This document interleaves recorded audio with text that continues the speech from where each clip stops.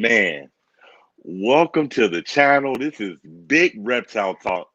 I'm Derek, and we got Wickens Wicked Pickle King. That is hilarious, man. That's hilarious. Oh, let me switch Hey, it up. How you doing today, man? good man. How are you? Thanks for having me on. I can't complain, and I'm glad you're here, man. Because, like I said backstage, I know that these can get repetitive. You do so many of them, so thank you for hanging out with me, man. Hey man, thanks for having me on. I enjoyed myself last time I was on, and it seems like you've really upped the game for what you're doing. So I'm happy to be here again. Man, do you remember our first encounter? Yeah, that was, and it wasn't even that long ago, man. I looked; it was like February or something, and I think you were like recording your screen with like a different phone because you couldn't figure it out. Hey, to be fair, I couldn't figure it out either. So, but that was, yeah, that was something else. So it's very cool to see you kept going and you progressed like crazy and had some huge guests on. Did, so you realize you were my first person that I ever wanted to interview. Yeah, you said that to me. I didn't realize it at the time. Like I looked at your channel after. I'm like, oh, he was right. Like, but it's cool. It's cool to like look back at that one, and then, man, everything you do now is so different. It's crazy. Man, and I'm not gonna lie, when I interviewed you and I got you on, I was so excited. But afterwards, I was so discouraged because I didn't understand what StreamYard and all that good stuff was. So like I was like, I'm excited. I got this guy on, and then I'm like, okay, I'm gonna put this out, but it looks horrible. I was like, I hit y'all. I said, man, we got to redo this. Hey, yeah, man, and like after seeing the way that how you do things now, more than happy to come on and redo it. Because yeah, man, like this StreamYard stuff, I still don't know what I'm doing. I've been doing this for a minute now. Okay, so before we started, man, I got to get that legendary introduction. You know exactly what I'm talking about. Hi, I'm Adam Wickens. This is XYZ, and you're watching Wickens Wicked Reptiles. That's it. That's the one right there. You nailed it. Okay, now, man, to see, just first I'll say hi to everybody in the chat, man. I see y'all in the chat. I appreciate y'all. What's up, Fitz? What's up, Animal House? So when, like, with your channel being as big as it is, when did you know you had something? And what I mean is, you know, do you remember that first video that took off? Like when your videos, 1,000 views, 1,000 views, 1,000 views, and you just had that video and it just hit 100,000 views. Do you remember when you first had something? Yeah, there was two. The first one was I think it was September 2019. So I was in it. I was 9 months in, and I had like no traction. And I did this video called Top Five Hybrids. I used the thumbnail of this really cool boa anaconda hybrid, and that was kind of like, so what the heck is that thing? It looked crazy. And then I looked at the analytics, and it was like going nuts. Like I'd never seen a video do this. It was like 1,000 views in the first day, which to me then never happened. And then it was kind of like, a little bit better. And then in December the same year, so a few months later, I did this video and it was top five illegal reptiles. And I remember I had a Christmas party that night. So I like uploaded it and then I had to go to this Christmas party. And I looked at my phone as I'm sitting there, like listening to these speeches that they do. And I thought it was broken. Honestly, I thought that YouTube is broken. There's no way I've got 2,000 views in the first 5 hours. Like this is not a real thing. And then, so those were the two. And then after that, there's been a few, but the first top five I ever did was that top five hybrids. And that's how I knew, okay, top five. So let's keep going with this.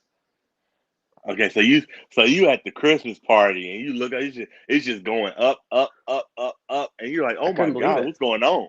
Yeah, I couldn't even believe what I was looking at. I thought it was like, I kept like nudging my girlfriend, like, look at this. Like, what's going on? I couldn't even believe what I was seeing. Now, I'm gonna get, and I said the same thing to Brian Barchat. If I had the money, I would get a diamond chain made to you and I send it to you. And the initials on that chain on the pendant would be T5K. Do you know what that stands for? Top five? That's exactly what it stands for. Top five king. Because you're the king of that. Like when I want to know something, Wickens Wicked Reptiles, he's gonna tell me the top five things about this animal. Did you realize that those videos are gonna perform as well as they did? Well, I started to look, right? And like there's other big channels, another Canadian channel, Watch Mojo, they do top tens. And there's all these like list type things. And then truly the OG in this niche is Clint. Clint started doing top fives before me. And obviously he took that idea from all these other channels, not in Reptile. So I think he was the first one to do it. But I kind of realized, okay, so five. Everybody likes to know what they're getting into. They want to make sure it's digestible. I think five is a perfect number, better than 10, because I can go into a little bit of detail with each animal or whatever it is. And it's just enough to keep your attention, but not so much that you get bored or you have too much analysis paralysis, let's call it, where you have too much information. So yeah, I kind of knew that it was going to do well, but I didn't realize that that was going to take my channel from an itsy bitsy one to like the medium sized thing that it is now. So basically, you kind of did your research and you was like, okay, this is what I want to do. This stuff is doing good. I'm gonna try it. Yeah, and like Bartrek was saying on, I listened to that one. He was talking about how like, oh, you got to get the clickbait is like a thing. Like that's all that matters is the thumbnail and the title. And the top fives are easy to make cool thumbnails and cool titles that kind of grab your attention. But I do research a lot, and I do make sure that these aren't just like clickbait and nonsense and like vapid type videos. Like I do put a lot of effort into them, but those ones do the best for sure. The top fives. I know that. I know that's right, sir. Now, I'm a, I'm a say a number, and I want you to tell me what first comes to your mind. Mhm. 11 million. 11 million. Um, how much money I'd like to make from this channel eventually? I don't know. What's 11 million? In in in the 2 years you've been on YouTube, you have amassed 11 million Oh, views. How does oh, it that hit make you 11. happy? Okay. It's Hey, off. It's right around the corner. it feels pretty good. I remember hitting 10, and I remember so there's channels that I benchmark, and one of the ones I've always benchmarked is Dave Kaufman's channel because I love his channel. I think he does the best videos on YouTube. Like his series, Are We Keeping Them Correctly? My favorite on YouTube. So I always benchmark channels, and I remember he hit 10 million, and this was like February, and I'm like, oh, I want to hit that. And there's certain, you know what I mean? So that was kind of like when I knew, okay, we're on to something now. But I didn't even realize it's like I guess it's gonna hit 11 probably today or tomorrow. But it's cool. It feels really cool. I never thought in a million years, like when I started the channel, that 11 million people would have looked at my bald head. You know what I mean? So it's Right. cool. Man, even for me being a small YouTuber, it feels good to be about to hit 100,000 views. Yeah, man, good for you. That's awesome. Like 100,000 views is like a pretty big thing. That's the population of a medium-sized city. Like has looked at your face. Like it's a pretty big thing. Now, I enjoy seeing people collab in the hobby, and I was just talking to you backstage about collabs. I'm kind of curious, because you kind of your channel, you stuck to some of the same things, which is fine because it works. If it's not broken, don't change it. But Mhm. after they lift COVID where you are, who are some of the people that you're gonna collab with? And I will tell you, I would like to see you collab with Emmeline Sampson because she's out there in Canada with you. Yeah, and I like her channel, and I know that she's done stuff before with Mike the Tula and Reptiliatus, who are both Canadians. Dion at Reptiliatus and I have become pretty good friends. I like that guy. I love his channel. We're kind of like we kind of like seesaw back and forth, like who has the bigger sub count by like a few hundred. So it's cool. I like, and he's been very helpful. So for sure, Dion at Reptiliatus. Emma's another really good one. Mike the Tula would be cool because that's like one of the OG ones that I started watching way before I had a channel. He's been doing it forever. But then once I can get into the States, I would love to go Clint, Emily, Brian, Cusco for sure. Man, of all the guys that I've ever done like interviews with or like talked to, Cusco is like the most unique dude. He is a crazy. I know he's been on your show. He is a crazy dude, and I would love to go eat bananas with the peels. And maybe not drink my own pee. That's for him only. But I'll go eat bananas with the peels on still with Cusco any day. Yeah, Cusco is a super good dude, man. He did come up here. Now, did you think that in your wildest dreams, within 2 years, you'd have 120,000 subs? No, my 1 year goal was 600. Like I wanted 600 my first year. So, and then after it started going, like I think it was the beginning of this year when I said, okay, I want 100K by mid-May. My birthday's May 15th, so I want 100K for my birthday. Hit it on May 13th, so I was 2 days early, but that was kind of like my goal. But yeah, when I first started, I thought like 10,000 was crazy. I thought, because I've been a comedian for a lot longer than this. So it was kind of like, I want to get my channel big so then I can just keep going with the comedy thing and maybe clubs will put me on just because people know who I am. And I thought, okay, well, once I hit 10K, then I'm going to be like YouTube famous. And I didn't realize like how much further it can go beyond that. Right. Now, I love the name, man. Just WWR, Wickens, Wicked Reptiles. Like, what made you come up with that name? Was you just at home, like, I got some wicked shit. Like, that's it. Well, okay, so my last name is Wickens, so that was pretty obvious. And Wicked is like, I like alliteration, so WW, and also W is a pretty hard consonant. It sticks out, right? Murder, like there's like certain words that like stick out to you. So Wicked, and then also it's kind of like an adjective. My family's from the East Coast; they always use that adjective, so I thought that would work. And then reptiles is the subject, and WWR looks badass. Let's be honest, that's a pretty cool three-letter thing there. It does, like almost like World War III or something. I Yeah, love World that War reptiles. WWR. I love, Yeah. I love that, man. Now, with you having so many animals, like you're like at 100 plus now. If I'm gonna make you think now, if Lord forbid you could only have one animal in your collection, what would it be and why? It'd be this guy right here. It'd be Diamond, because I think that I don't know. I like leopard geckos and I like ball pythons. I like Burmese pythons and all this stuff. But bearded dragons to me are awesome because I like a reptile that'll sit here and do this and look pretty and be awesome. And then when I take him outside, his personality changes. He becomes more active. He eats things that he wouldn't normally eat. So to me, it would be bearded dragon, and it wouldn't be any bearded dragon. It would be diamond for sure, 100%. Was Diamond your first ever reptile? No, my first ever reptile was a bearded dragon named Jackson, and he passed away at like 13 years old. So he lived like a long, healthy life. But my first reptile was a bearded dragon. I didn't even want one. I wanted a leopard gecko, but some girl I worked with was like, "Hey, here you go. Here's a bearded dragon." So I got one, and yeah, I think they're awesome. Maybe not for everybody, but for me, I love bearded dragons. Right. Now I have a leopard gecko too, and I'm gonna tell you why I got mine. I wanted a Gila monster, but I can't afford a Gila monster. So my leopard gecko is my version of my Gila monster.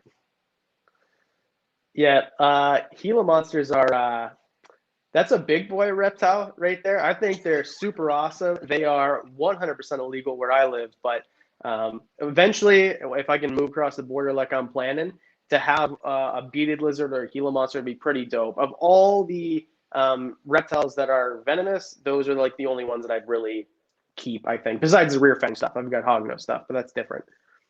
Oh, so you think about getting into the Gila monsters? Okay. Yeah, they're cool, Now, man. They're dope. right now, when we were backstage, I said something to you, and you already knew it.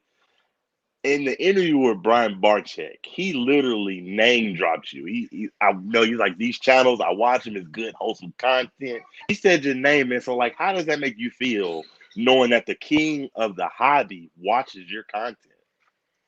It feels surreal in a way because I started watching Brian in 2013. He was like a tiny. There was no reptile YouTube at the time, right? Like it was him, and that was it. And I mean, Mike Tatula was doing it actually. That's the second channel I found. But Brian is like the king of reptiles, and whether you like him or not, he is the king. So to hear him bring my name up, like you didn't ask him a question about it. You didn't bring it up for him. He just brought it up was kind of crazy to me. And the fact that he thinks positively about the channel means a lot. So it's very cool. Right. Now, that to be honest with you, truthfully, that's really one of the reasons that I wanted to be my first interview because when I first got into the hobby, Brian Barczyk and your videos were like before I actually, was searching a lot of stuff. Y'all two were the only ones that would pop up in my news feed, and I'm like, this dude knows his stuff. Well, I think Brian is like, if there was no Brian, there would be no Wickens Wicked Reptiles. And I think that's the same. And I think like, there's certain, and if there's whatever his influences were. So it just kind of goes down. So for me now to get comments like, hey, I got into reptiles because of you is crazy, because I remember being that kid and having those influences and getting reptiles because of my librarian, Mrs. Corvino, who brought in a ball python and a cut a tortoise when I was a kid, or watching Kratz Creatures and Steve Irwin and Jack Hanna when I was a kid. So for me to be that in a much smaller way, obviously, to a kid or even an adult, I had like someone, hey, I'm 46 and I got my first reptile because of you. That is like a crazy feeling. I never thought that was going to be a thing that I would influence someone to do, but I'm happy to do it, and I'm hoping that I'm helping them get into reptiles the right way. No hoarding, big enclosures, that sort of thing. Right now, with you being in Canada, I know you've told me this before, that there's not really a lot of stuff to see when you go herping. Do you think that you'll ever come down here into the United States and do some herping videos?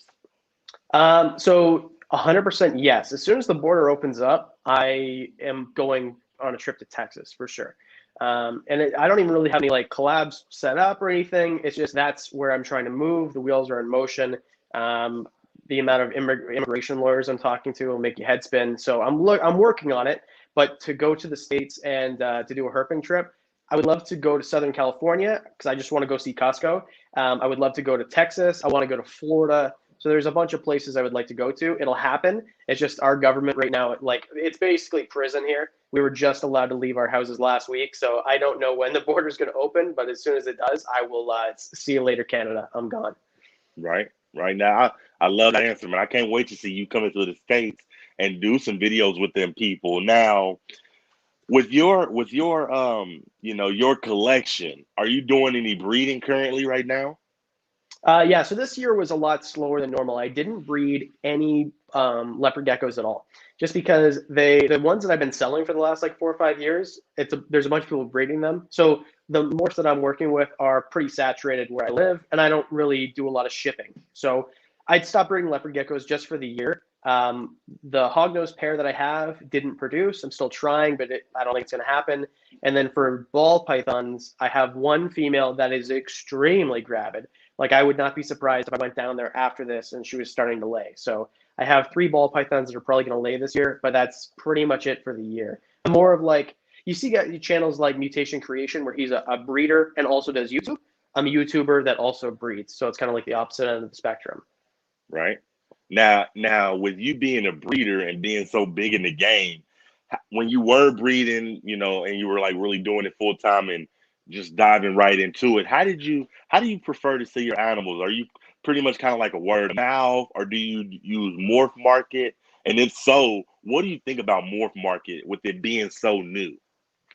So Morph Market's a weird thing, especially as Canadian, because we don't have one like that, and we can't use Morph Market really. And shipping animals across the border is difficult. So before this, it was just we have something called Kijiji, which is basically like Craigslist. I would do that, and then I would talk to the reptile stores around me and try to sell them that way. But I've never been a big scale breeder. Like the most animals I produced in a year, I think was like 40, and that year I kept like 10 of them back.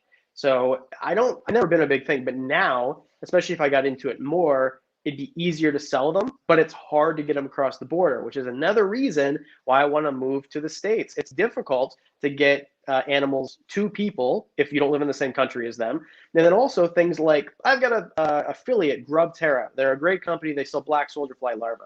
It's hard for them to get me their product because I don't live in the same country. So it just seems like I'm kind of in no man's land. Right. Well, that makes sense. I can see why you would want to leave Canada and come down here. Mhm. Now, Now, with you being so big in the hobby, eventually it's going to happen.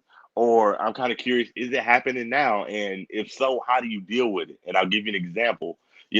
Brian Barczyk is one of the biggest in the game, and he gets a lot of hate or a lot of flack. With you being, upwards of 120,000, have you started receiving a little bit of hate? And if so, how do you deal with it? Yeah, you start getting that like right away. I was 100 or yeah, like 1,000 subscribers or something when I started getting it. But it depends on the videos. Like I did that hybrid video, people didn't like that one. I did the video a week ago called "Tubs Are Better Than Tanks," which was 100% clickbait. Tubs are not better than tanks. But people wouldn't even watch it, and then they would just leave a comment, which is great for the algorithm. But in order to deal with it, I'm a different situation than someone who starts with no experience. I'm a stand-up comedian, so people hurl insults at me 5 feet away. So to deal with that is much harder than dealing with this. It does beat you down, but at the end of the day, it's like this is someone whose parents didn't hug them enough, who's probably in their parents' basement drinking monsters and playing Call of Duty until 4 a.m. And this is kind of like the only way that they have to talk to the world. So you have to understand that these people are sad, and you can't take your anger out on them because it just is what it is. I love that. Now I don't know if you watch Mega Conda, because I had her on before. She Yeah. cracks me up. Like one time I was on her Instagram and she had like 4 or 5 comments. She was responding back, so she was like, "Boy, mind your business." But she was just saying random. It was hilarious. Yeah, And see, it's with you being a comedian, you could break them down, can't you? exactly, and that's the thing, right? Is like if I'm quick enough in real time, if you make fun of me and you're standing right there, and if I can come back at you and shut you down to the point where you walk away and you walk out of the club, then it's pretty easy if I've got time to think about what I'm going to type back to you. And oftentimes it's just kind of like these people, I know who these people are. I picture them in my brain, and they know it too. And then as soon as they know, like, hey, this guy figured me out. He knows that my mom didn't hug me enough as a child, whatever it is. Like I'm wiping the Cheeto dust off on my shirt in order to type the comment back. Like I know who you are, and yeah, it's pretty fun to be honest. But most of the time, because I try to family friendly, positive image, I don't say what I'm thinking. I just kind of give them like the smallest little bit of attention that they desire. Right. Now, I'm gonna tell you something. You're gonna laugh about it. All right. So, and you're smart, and I want to know how did you come up with this idea?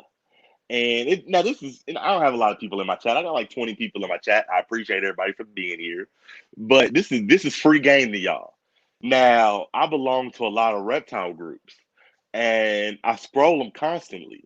And one day I was scrolling, and I seen Adam Wickens in there, and he said some real educational type stuff. He was like, "Hey, do you do this X Y Z? Well, check this out, bop." And the video was in the reptile group, and I said, "Shit, that's smart. I'm about to do that." I was like, "That's a smart way to promote." Like, what made you think to do that? Oh, I would love to take any credit at all, but all of it belongs to John and Professor Hurt. Him and I started our channels 2 days apart. He reached out to me when I was like 100 subscribers, and yeah, he's like, "Hey, by the way, I see that you're posting in these groups, and you're just kind of like leaving a link. No one's going to click that. Leave a photo and then put the link in the text because the Facebook algorithm likes pictures better than links." So I'm like, "Okay," and he's like, "Then you should ask a question so it engages people, so it goes up to more people." So John is the mastermind behind that for sure. Hey man, shout out to Professor Herman. I said that is some slick shit. I said Yeah. as soon as I seen that you started doing, I started looking for all what's up, reptile feedings. I started looking for all the groups, and I start targeting all the ones that got like 30, 40, 50,000. I'm like, this dude is he thinks this is smart. Free game. Yeah, I was lucky Now, to hook up with John at the very beginning. He's been a very helpful dude for what I do for sure. right? Now, I feel like you have the YouTube, thing figured out down to a point. And I say that to lead into the next question. When are we gonna get some more merchandise? And I don't mean like the hoodies. When are we gonna get those wicked reptile hooks and wicked reptile, head scarves and stuff like that? Like reptile related products. When are you gonna start making your own? It's a good question. It's not something I really thought about right now. So I guess the answer would be whenever I find a good editor, so I can get rid of that 25 hours of my week and kind of focus more on business stuff.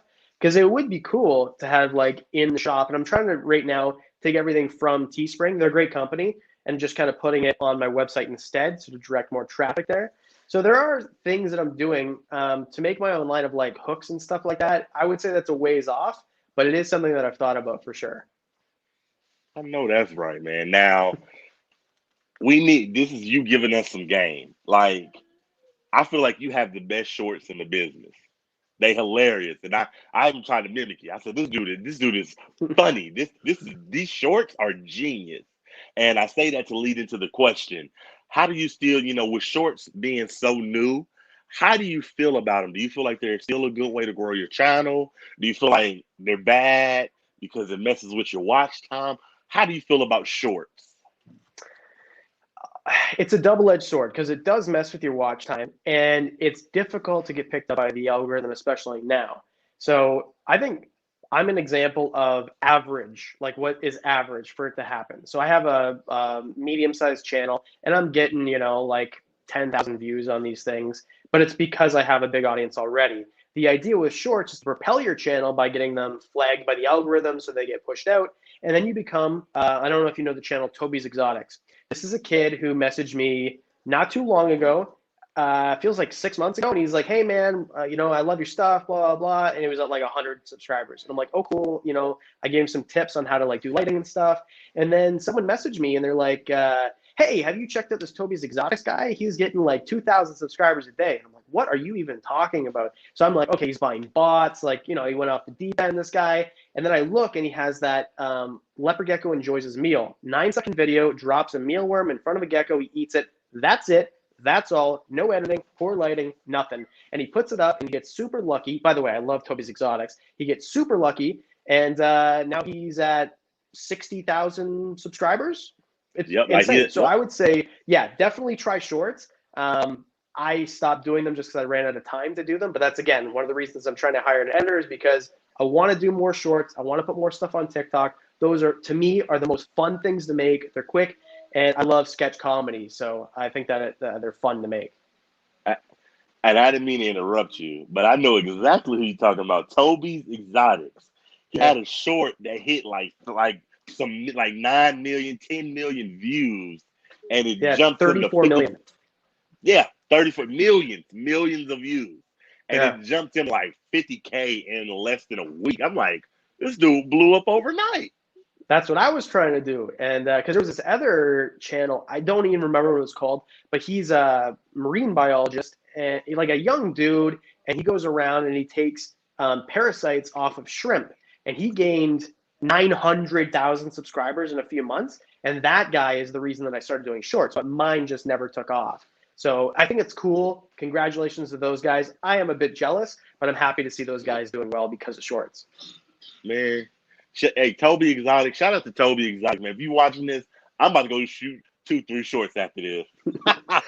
Yeah, man, Now, he hustles too, man. He got lucky with that one, and I hope that his channel starts getting more traction on the regular ones for sure.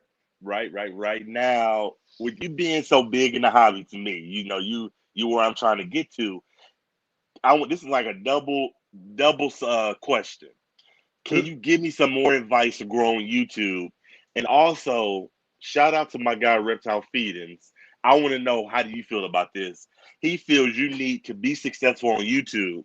You need multiple media, social medias, such as like Snapchat, Facebook, TikTok, OnlyFans. He said you need to be on every social media outlet to be successful on YouTube. Do you feel like that's true?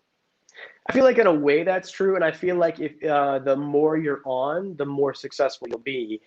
I don't have a presence on Twitter at all, which is like maybe I should. My Instagram presence is okay. TikTok, very marginal. I think that I put a lot of effort into YouTube, but then there's channels like Catalia, who has 1.5 million on TikTok and she's about 100,000 on YouTube. So they feed off of each other. And then you look at guys like Jay Brewer and Brian Barchuk, and those guys have millions and millions on both. So I do agree, it definitely helps, but I think that if you put all your time and energy into YouTube, you can do it that way as well. Okay, so kind of both ways. Okay. Mhm. Now, I got to put you in the hot seat. Now Sure. these questions will make you think. Now, if you didn't have um your reptile room right now and you needed a job and there was only like 4 places to work on earth, you gotta pick one of these. Where would you Okay. work and why? Would you work at Gatorland with Savannah? Would you work at the Reptarium? Would you work with Will Nace at his zoo? Or would you work with prehistoric pets? Why? It'd be between Gatorland and the Reptarium for sure. I'm not too familiar with Will Nace and Jay.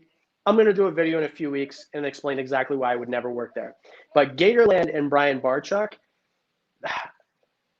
I'd probably work at the Reptarium just because Brian, I have so much respect for the guy. I look up to the guy. He's the reason that I do what I do. And Gatorland's awesome, but I like all the stuff at Reptarium a little bit better just personally. So that would be where I would work for sure. I love that answer. Now, you got to pick one. I know we love everybody, but I'm going to start. I'll tell you one of my favorite YouTubers. If you know me, you know my most favorite YouTuber is Tyler Nolan. I don't know why. I love all the YouTubers, but he's my favorite one. Now, I want to know, who is your favorite YouTuber and why? Reptile YouTuber or just YouTuber in general? I'll say YouTuber in general. Peter McKinnon. I think he's a Canadian dude, and I learned how to edit from him. If he didn't make videos, I would not be successful on YouTube. He's the reason that I do what I do and how I do, and the way that I shoot things and the way that I edit things is because of his channel. And he's a Canadian dude, and it's the same type of story where he just came out of nowhere. He won the Shorty Award for YouTube, up and coming YouTuber of the year, whatever it was, a few years back. So I got great respect for that guy. I love what he does. Super humble, amazing personality, and I try to replicate what he does for sure. So my most fun and favorite videos to watch, 100%. I love that. I love that answer. Now you have to think about it. If money was no option, and shout out to David Speed. I had him on here. He'd be herping all over the world. If money was no option, and you can go anywhere in the world to herp, where would you go and why? Man, that's a tough one. It would probably be the Galapagos Islands because that's like there's so much there that is only there. It's so tough though, man. Like I would love. Oh man, it's like so tough. Indonesia would be another cool one. The Philippines would be a cool one. Australia. I would probably pick Galapagos Islands though because what's there is only there, and it's just so unique. Right.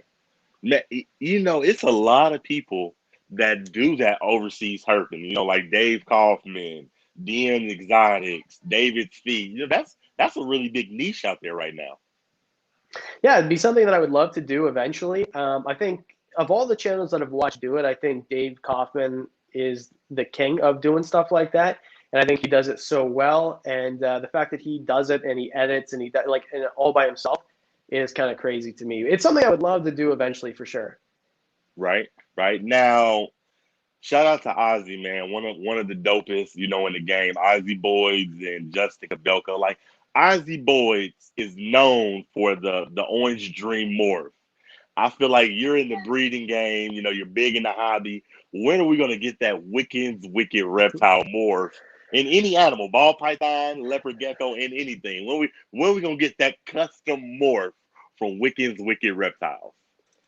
Man, that's a tough one because I don't do too much breeding, but I think if there was like something that would be like my signature, it'd be the leopard geckos that I breed. And it's basically just max snow with a bunch of other stuff in it, but they're like crazy purple. Like I've never seen leopard geckos as purple. And that's the reason that I was only breeding like 2 females is because I was just trying to get that super unique thing. But now everyone that I sold leopard geckos to is breeding them too. So I don't know. I think if there was one, it would probably be those purple leopard geckos. I don't know what I would call it, but yeah, that'd be it. I know that's right. Now I got to address this because when the first time you was on my channel, you didn't have it, but now you got it. Now you know what I'm talking about. Oh, this thing right here, wherever it is. that silver thing behind you, that the plaque for 100,000 subs. Talk to me about when because I watched the video, but give us firsthand experience. How did you feel when you got that plaque in the mail and you opened it? Did you cry? Don't lie. Did you cry? It was pretty close. There was a tear in my eye for sure because it's something that, man, I got a shelf of bodybuilding trophies, and those were always fun to win, and those took a lot more effort to win. But there was something special about this because there's only 200,000 of them. That's it. And so that means that, and some people have multiple. So that means that there's less than 200,000 people that have one of these, and I have one. And it's not like I'm affiliated with, and I did this all, by the way, I never had a sponsor until 100,000. My first sponsored video was after 100,000. So it feels very special. And when I opened it, it was like, I couldn't believe what I was looking at. And I was like touching it. And Yeah, I opened it twice because the first unboxing video I did was for my PVC setup video, and that video didn't go, and I'm like, oh no, I have to shoot another one of unboxing it. Shucks, that sucks. So I did it twice. So it was good. It was just as fun the second time as it was the first time. That is hilarious, man. I love that. I love that. I've actually did that too when I received something and I unboxed it twice because I was just so excited. And it was, I got a snake. Miguel from Always Evolving Python sent me a free ball python. And I unboxed it once, shot the video, and I was like, I want to do that again, and I unboxed it again. So I completely understand what you're saying, man. Now, while you're here, I want to ask you who's your and there's a reason why I'm asking you this because it's gonna lead into the question. Who's Okay. your favorite comedian and why? Bill Burr. So if we're talking about living comedians, if we're talking about overall in the history of Everdom, George Carlin, and there's not a close second. That's the OG. That's the guy that is the best of all time. He is the GOAT. But right now, living comedians, guys who are still walking and breathing, Bill Burr, in my opinion, the only guys that are close are Dave Chappelle and Louis C.K. And I think that after that, there's a major drop off and there's nothing close. But Bill Burr, to me, first of all, 7 years ago, Bill Burr, before he got sober and had his mushroom trip and he's all la-da hippie, he reminded me of my dad growing up and watching his show, F is for Family. It's like, oh, this is my dad on TV right now, just the way that he is. He's like, they're from the same part of the world. But Bill Burr, to me, there's nothing fancy about him. He's not trying to be something that he's not. You can watch his comedy evolve, and it looks at least like that's really him. And that's what I loved about Carlin, and that's what I love about Louis and Dave. And it's just, he is so actually funny, and he's not trying. He's not, I love Dalia, but he's not like, it doesn't have to be over the top like a Dane Cook. He doesn't have to be over the top and moving everywhere. He's just leaning on the microphone stand. He's shooting the breeze with you. He's holding court, and you're hanging on every word. And his joke delivery is unbelievable. The amount I've learned from this dude is like there's no words to describe it. Bill Burr, this is the longest answer to such a simple question, but Bill Burr, and it's not even close. I love that answer. Now, the reason I asked you that is because I know you do comedy, and I wanted to give you a video idea and get your idea on it. So is that Okay. okay? Yeah, for sure. Now, I don't know if you follow Noah Barczyk very much, but he just got into the comedy game. So I Mhm. feel I feel like I wanted to hit you up and tell for a video idea, it should be Wickens Wicked Reptiles versus Noah Barczyk and the comedy off to see who can make people laugh, the best. What do you think about that? So I like it, but I'm going to spin it. Roast battle. And here's how we're going to do it. So I am a roast battle champ 3 times in Niagara, right? So this is something that I love to do. And I think that if him and I had a roast battle, I think I could do 25 minutes on that dumb walrus mustache on his face. But you know what? I love Noah, and I seen that he was doing comedy on Instagram, and I messaged him and I said, "Hey man, like you're doing comedy, blah blah blah." So hopefully, when I go to Michigan, we can set something up and do comedy at the same time. But I would definitely do a video, a roast battle between me and Noah, no questions asked. I think it'd be a lot of fun, and he's got the personality where he's not going to take it seriously and get all butthurt. So I think it'd be fun. I think that would be dope, man. Two of my favorite people in the hobby, doing comedy too. I think that'd be great. Now, you were at how many reptiles about? Like 120, 110? It's like right around 100, probably a little bit less, right? Because I didn't breed a lot this year. Okay. What do you think the hardest in your collection is to keep for you right now? Not saying you don't have it mastered, but what if I wanted to get something in your collection, what would you be like, nah, that's probably too hard. That's probably too hard to keep for you. I don't think anything's difficult in the way of difficulty that I keep because most of the stuff I keep is pretty simple. But I would say, in terms of like space requirement and how much they need to eat and the fact that they always turn themselves over, are my redfoot tortoises. I don't think that they're difficult to keep, but because I started keeping them outside as of a couple of weeks ago, I built like an enclosure off of my house, like the most ridiculous thing. Um, but I just think that they take way more room than everything else. They eat a lot in comparison to everything else. You have to feed them more often than everything else. And they flip themselves over, which is cute and hilarious. But also, if you don't catch it and they're out in the sun for too long, then you don't really have a tortoise anymore. You just have a shell with something like meat and inside of it. So I think that the redfoot tortoises are probably the most difficult thing that I keep.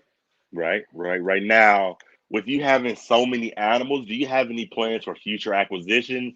Or are you pretty much like, look, I got enough. I don't need nothing else. There's a few things that I would still really like. So the number one thing is something that I will have to move in order to get, because you can't get rhino or rock iguanas in Canada. There just aren't any here, and you can't import them because of CITES restrictions. But if you move down to Texas or Southern California, it seems like everybody and their brother has one, and they're super cheap to buy or reasonably priced. So rock iguana is the pinnacle. That is what I want. That is the reptile that I need to have. But unfortunately, it won't happen until I can flee this country. Right. I love that answer. Now, I asked everybody this. I feel like you're leaving your mark on the hobby.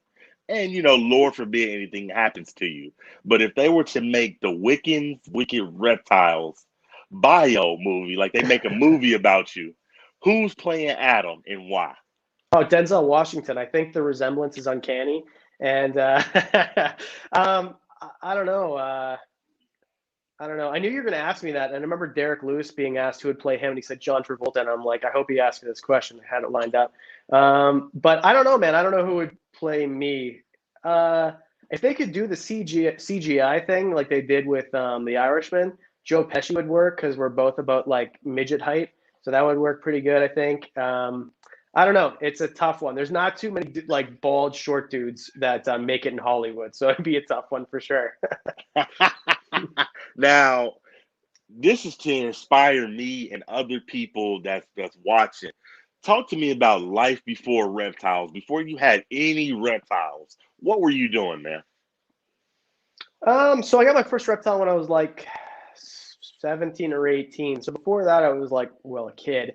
So I was going to high school. I did sales jobs. I started working like when I was real young. I've always had a job. I started working when I was like 11, and so I was like just doing sales and stuff. And yeah, I didn't really have much going on. Like my hobbies were like hanging out with my friends. So I guess I did comedy once when I was 19, and I started into bodybuilding, but that was like at the same time that I started getting into reptiles. So before that, it was just like, I don't know, whatever you do when you're a kid. Right. So, but I guess what I'm saying is just, you were, at what point you were working sales jobs and you just like, the hell with this, I'm gonna follow my dream and get into reptiles. You know what I mean? I think that's dope. Yeah. So, and like, it wasn't even something that I planned to do. Like, I had other channels that I failed at. I had a fitness channel, I had a whiskey channel. Like, I failed at a bunch of channels. And then this guy, Dylan, who runs Odd Life Entertainment, I did a bunch of shows for this guy's a comedy producer. And he said to me, he's like, hey, man, you're in between jobs right now and you're doing nothing. And you have all these reptiles and you do comedy for me. I know you have a personality. I know you're funny. Why don't you just talk into a camera and see what happens? And it was just kind of on a whim. And because I don't like pussyfoot around. Like if someone tells me to do something, I jump in with both feet. I started the Facebook, the Instagram, the YouTube channel. I filmed 2 videos, and the next day put out 2 videos. So it wasn't something that I planned. It was something that someone like sparked an interest in me, and I'm glad that we had that conversation, because if I was not, sitting there with nothing to do, then I never would have started this channel.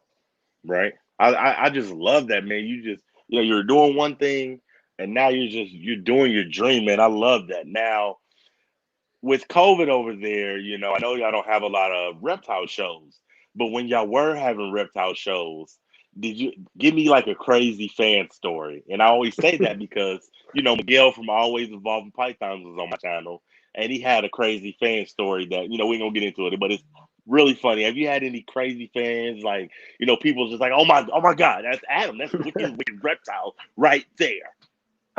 So when reptile expos were still a thing, I think the last one was February of last year. So I only had like 8 or 9 thousand subscribers. So I had some people come up to me, but it was like nothing weird. I think I don't really have anything crazy, but I remember when I bought my first Burmese python, I showed up to this door and I didn't realize the kid was like 15 or 16. So I show up and like the mother's there and I'm like, hey, can I talk to whatever his name was? And it was like very weird. Like, why is this 30-year-old man want to talk to my son? And the kid comes to the door and he like does the double look like, oh my God, it's you. And to me, that was the first time I realized, like, oh, there's a chance people will know who you are. And then lately, like, there's a reptile that I'm going to reveal on the channel at 5 o'clock Eastern time tonight on the stream right here. And I went to Burlington to go get him. And the guy's like, dude, you look super familiar. I'm like, do you watch YouTube? He's like, no way. You're that reptile guy. You're the Wickens guy, right? And I've had a few of those, but nothing like crazy. No one's like throwing underwear at me or trying to like break in my house or anything like that. So, Man, I can't wait till I get on that stuff. Like that's Dead Reptiles.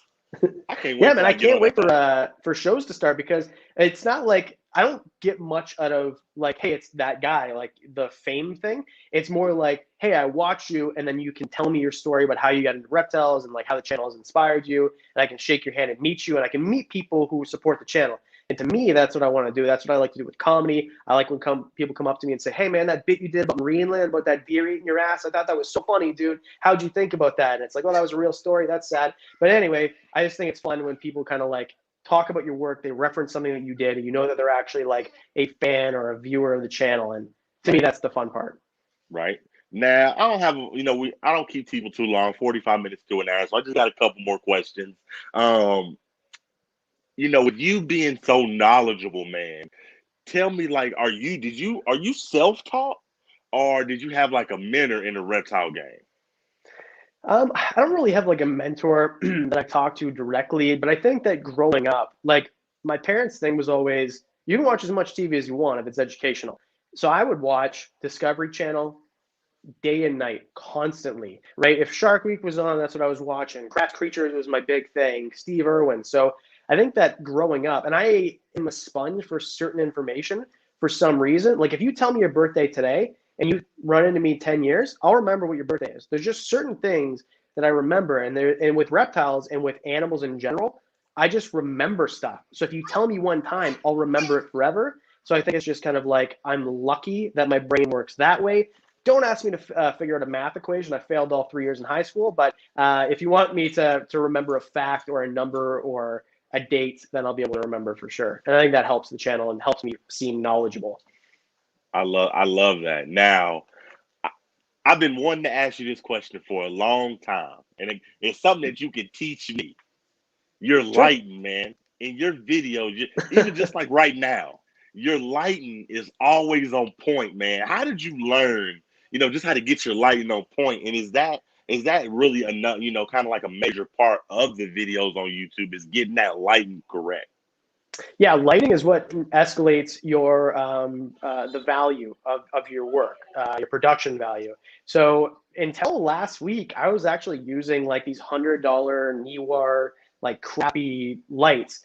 Now, here I'll turn you around so you can see it. I've got this big giant. It's like a big 3 foot softbox, and so I've upgraded my lighting. So, but I do think it helps. What I have behind me, these like purple lights. I've got 3 of the Aperture MCs, which are pretty cheap. You can control them from your phone. They're a million different colors. And then I have one key light, and normally I have a fill light over here too. So I think that it's majorly important. If you have bad lighting, no one's going to watch. Audio and lighting. If you can't figure those out, best of luck to you. You're going to have a hard time. So I learned from Peter McKinnon, Matty Hoya, Potato Jet. Those are like the main things, and DSLR shooter. So I watch a lot of videos that are not reptile related, that are like production related, because I'm a nerd. And I think the only person who's more of a nerd than me in this hobby about like lights and production value is the Tarantula Collective. Richard, that dude's on another level. You look at what he's doing with the probe lenses, dude, this guy is like a million light years ahead of all of us. But I think that I put a lot of effort into it, and I think that this, especially this light here, is like a game changer for sure. Man, like I thought I was doing something when I got me a ring light, but your videos, I'm just like, I gotta get purple lights, red lights. I need the lights behind me. Like Adam, like if your lights ain't on point, you're right. Nobody's gonna watch your video, man. And you know what? It's such an easy thing to learn too, and it's difficult for like glasses wearers because if I didn't have glasses and didn't have reflection, I would have it right here, and my eyes would look big, and you know what I mean. But yeah, I think that it's something that you can learn pretty easily. Like watch a few videos, and these Aperture MC lights, they're not that expensive, and it's a game changer because otherwise it would just look like this beige, gross wall. But now I can make it green, blue. I don't have to paint the wall, and it's just like 2 seconds, and you're done.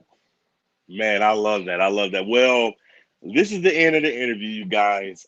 First off, I want to thank you. Don't leave because we're gonna go backstage. I'm gonna thank you again personally. But before I end my interviews, I always end them and give shout outs and just thank the reptile community that I'm in. I hope that's all right. So before we leave, if you're here, make sure you go subscribe to Iron Dog, My Animal House, Fitz Family Constrictors, Cold Blooded Monstars, Tavian's World of Reptiles, Sleepy Weasel, Celtic Balls, Reptile Feedings, Venom Wonderful, Doug Monstars, Kara Shea, just everybody, man. Kurtwood 75, Ball Python Love, Jose Waves Exotics. It's really just, it's too many to name, but we have a real dope reptile community. So make sure y'all go check them out. They are my friends, my buddies, and everybody in the chat. I appreciate you. Thank y'all for coming and watching. Mr. Adam, thank you, sir. We're going to go backstage. I'm going to thank you personally. I'm going to play us out, okay?